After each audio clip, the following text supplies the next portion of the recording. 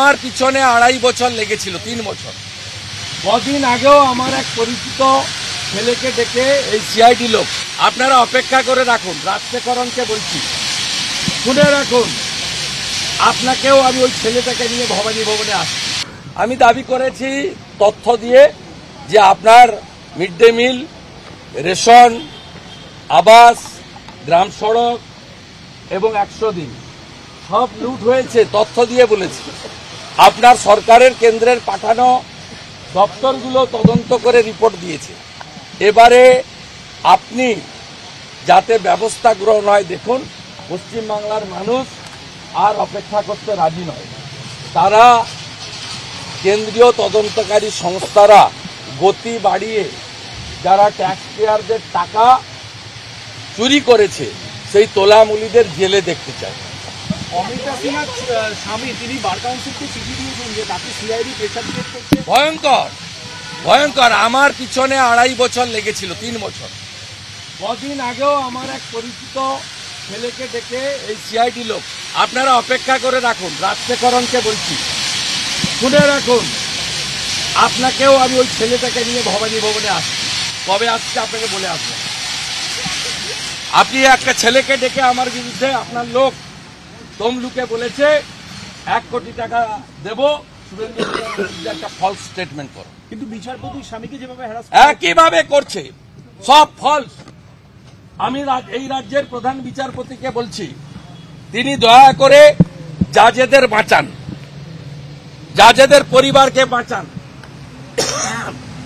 Mister Bindal, mister Kaushik Chandra, mister Rajshekhar Manta, mister Abhijit Ganguly, madam Amrita Sinha, এই respected জাজদের উপরে গত কয়েক বছর ধরে মমতা এবং তার গুন্ডারা যেভাবে আক্রমণ করছে, পুলিশ যেভাবে নিষ্ক্রিয় ভূমিকা নিয়েছে, বিচারপতির বাড়িতে পোস্টার পড়ার পরেও একজনও গ্রেপ্তার হয় না।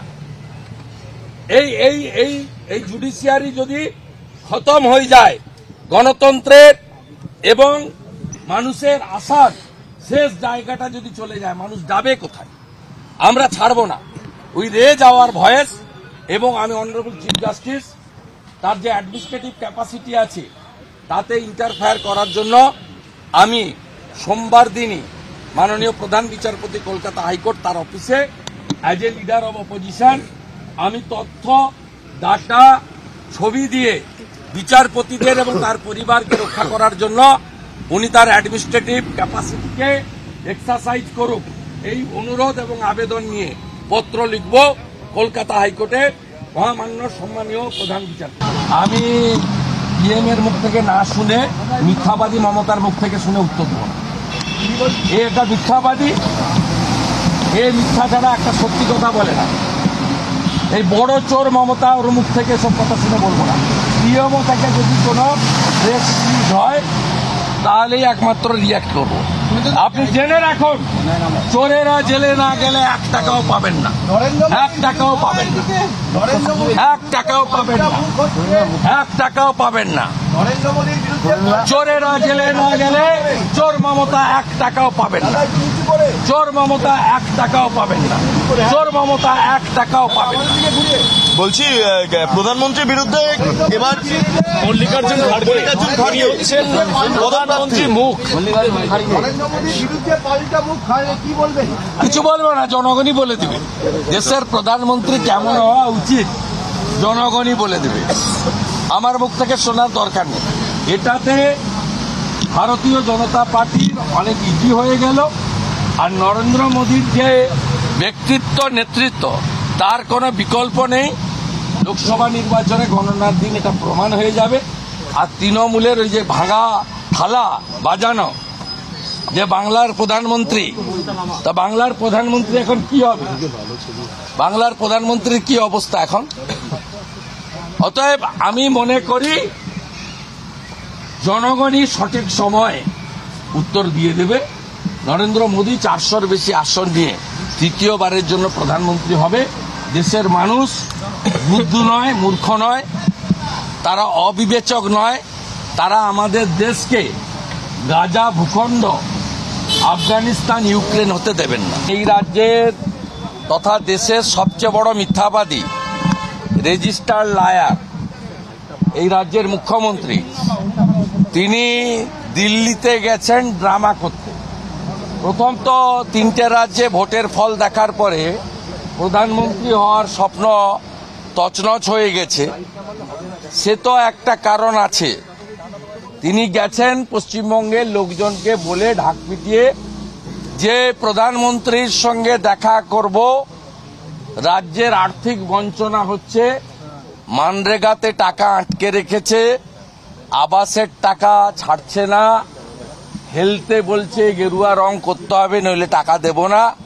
সব অনেক বড় বড় লেকচার গত 2-3 মাসে যেখানে যেখানে গেছেন করেছেন, এবং গত সপ্তাহে উত্তরবঙ্গেও যেখানে যেখানে সরকারি টাকায় পাবলিক ডিস্ট্রিবিউশন প্রোগ্রাম হয়েছে সেখানে গিয়েও একই কথা বলেছেন। স্বাভাবিকভাবে এই মিথ্যাচারকে ভাঙার জন্য আজকে মুখ্যমন্ত্রী যেখানে বসেন নবান্ন সচিবালয়, সেখানে এই রাজ্যের নো সেটিং অপোজিশন, একমাত্র বিরোধী দল 2,28,00,000 লোককে রিপ্রেজেন্ট করি আমরা সেখানে গেছি। নবান্ন যেহেতু 144 ধারা এলাকা, তাই আমি সহ 3 জন এমএলএ, আমাদের ডক্টর শঙ্কর ঘোষ, বিশাল লামা এবং চন্দনা বাউরি শ্রীমতী, আমরা ওখানে গেছি। এবং যাওয়ার আগে মাননীয় চিফ সেক্রেটারির পিএকে আমার অফিস থেকে ফোন করা হয়েছে। ফোন করে বলা হয়েছে আমরা বিরোধী দলনেতা মিট করতে চান। উনি হ্যাঁও বলেননি নাও বলেননি, এই বলছি জানাচ্ছি 1/2 ঘন্টা অপেক্ষা করুন। আমরা গেছি এবং আমাদেরকে সেখানে অ্যালাউ করা হয়েছে। আমরা চিফ সেক্রেটারির ওয়েটিং রুমে খানিকটা বসেছি, তারপরে উনার কাছে আমাদের বক্তব্য রেজিস্টার করেছি। উনি একটা সময় আমাকে বলছিলেন যদি স্যার রিটিন কিছু থাকে দিন। আমরা কিছুদিন আগেই অতিরিক্ত বর্ষণ এবং ধানে ধলদা কাটার নামে কৃষকদের যেভাবে ডিপ্রাইভ করা হচ্ছে তার রিটিন কমপ্লেন আমরা দিয়েছিলাম। আমাদের 2 দিন আগে উত্তরবঙ্গের এমএলএ নিউরো সার্জন নিয়ে মুখ্যমন্ত্রীকে চিঠি দিয়েছেন। আপনারা আমাদের কথা তো দূরের কথা, চিঠিকে পর্যন্ত প্রাপ্তি স্বীকার করেন না। তাই আপনাদের কাছে আমরা মুখেই বলছি, রেকর্ড করে নিন। আমি রেকর্ড করেছি, ওনাকে রেকর্ডিংটা পাঠিয়েও দিয়েছি। তাতে আমাদের প্রথম ডিমান্ড হচ্ছে, পশ্চিমবঙ্গে জনগণকে বঞ্চিত করছে এই তৃণমূল কংগ্রেস সরকার। শৌচালয়, আবাস যোজনা, প্রধানমন্ত্রী কিষাণ সম্মান নিধি থেকে হার ঘর জল সে নল সে জল, বার্ধক্য বিধবা ভাতা, নানা চাকরি, ডিএ, সর্বস্তরে মানুষকে বঞ্চিত করছে এই সরকার। যিনি রাজ্যের 60 লক্ষ সরকারি কর্মচারীকে বঞ্চিত করছেন, যিনি রাজ্যের পেনশনারদের বঞ্চিত করছেন, যিনি রাজ্যের মেধাযুক্ত কর্মপ্রার্থীদেরকে চাকরি দেওয়ার ক্ষেত্রে বঞ্চিত করছেন, যে রাজ্য থেকে 50 লক্ষ লোক পরিযায়ী শ্রমিক হিসেবে বাইরের রাজ্যে যায়, কাজ থেকে বঞ্চিত করছেন, সেই রাজ্যের মুখ্যমন্ত্রী প্রধানমন্ত্রীর কাছে গিয়ে বঞ্চনার কথা উনার মুখে অন্তত মানায় না।